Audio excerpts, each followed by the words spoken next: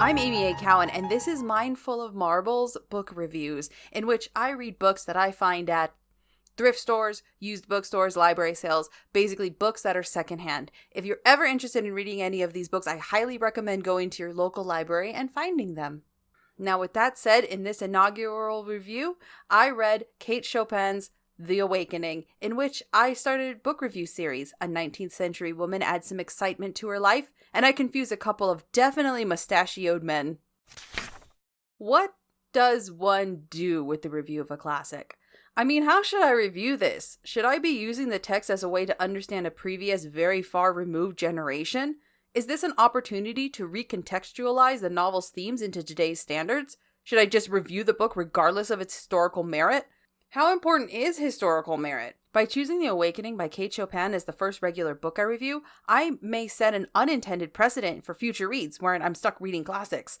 This inaugural review could have massive implications for future reviews. Luckily, I don't think I have to worry about any of that. This is not an academic setting. I am not a literature specialist. I am an individual on the internet who enjoys reading books, and now I want to talk about them. I will review any subsequent books, classic or contemporary, literary or smut, based on how much I enjoyed them and if I would recommend them.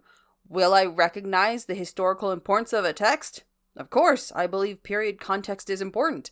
Does that mean that I think every classic needs to be read? Of course not. The literary canon is not a static, unchanging monolith that looms over every Barnes & Noble. Also, what is classic today may not be classic tomorrow. I firmly believe in read what you want to read, even if that means never picking up a classic and just reading the smuttiest smut that has ever smutted.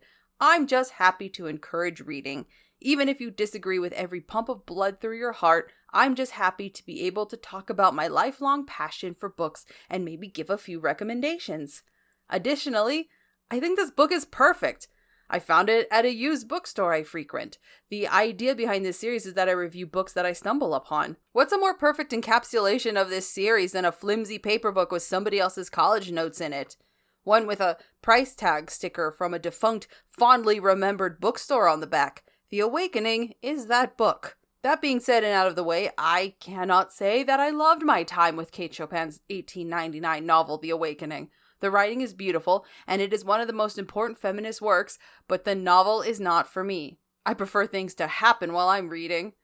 The Awakening follows Edna, a late 19th century woman trapped in a loveless, boring marriage. Her husband, whose name I could not remember but it is apparently Leonce, works too much and never pays attention to her. While on vacation, she meets a couple of men with whom she starts an affair. After that, there are dinner parties and longing and the occasional reference to lustful behavior, but it's never explicit. The book explores the inner workings of a housewife who cannot escape the restrictions that society has placed on her.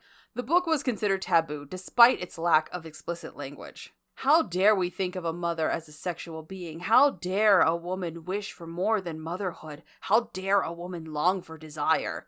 The highlight of the book is its willingness to think of Edna as the aforementioned mother as well as a woman with desires outside of the home as well as sexual needs. Edna has a staff of people around her, so it seems that while domesticity is supposed to be her realm, she doesn't have any actual domestic responsibilities. She has a maid and a nanny to take care of her children.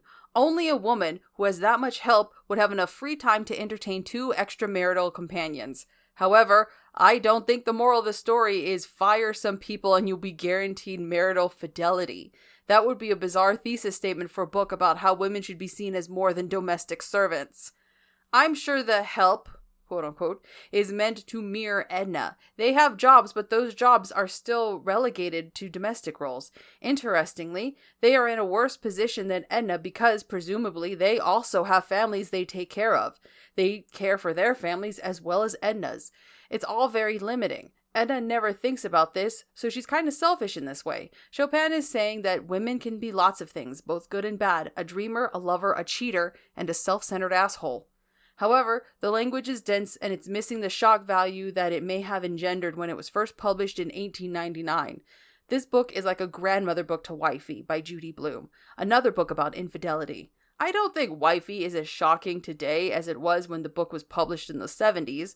The Awakening and Wifing share that in common. However, since wifey is more contemporary, you don't have a lot of the cultural issues, particularly the way people of other races are spoken about, that come from reading a book from 1899. If you need an aged book about infidelity, I suggest Wifey instead. More brunch and fewer profiteroles.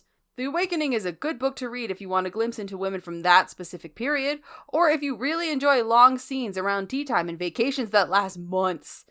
And if you know what a profiterole is, I barely know what it is, and I just used it in a sentence. So should you read The Awakening by Kate Chopin?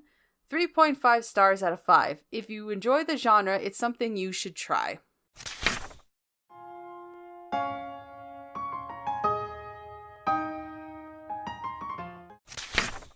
All right, major spoilers for The Awakening. So at the end of the book, she ends up just walking into the ocean and dying, which is a really poetic way to really symbolize, like, that the only way out of, like, that she's screwed into this life and the only way out is through a poetic death. But it's 1899, I wonder, and, like, she's rich. So I'm like, why couldn't you just, like started in another country? Like, back then, you could, like, go across the country. Like, she lives, I think it takes place in New Orleans. It's been a while, I don't remember. She could have just, like, gone to Oregon and being all like, yeah, my name is not Edna, it's Sally, and I'm just a poor widower. She could have completely restarted her life, although that doesn't change the societal restrictions that are placed on women. Yeah, I guess walking into the ocean is the only thing she could do, as grim as that is. Yeah, I'm trying to think of, like, another like country that could probably be more amenable to women's rights in 1899, but I fail to think of one. Gosh. That's grim. Yeah, I think I just talked myself into being completely more understanding of the ending of the book than I was now. But thank you for listening to the first review of my new series, Mindful of Marbles book reviews. It's something that I've been wanting to do for a while. I just want to talk about other books besides The Babysitter's Club and everything like that. And I find some crazy books at, like, random library sales and everything that I just want to talk about these books.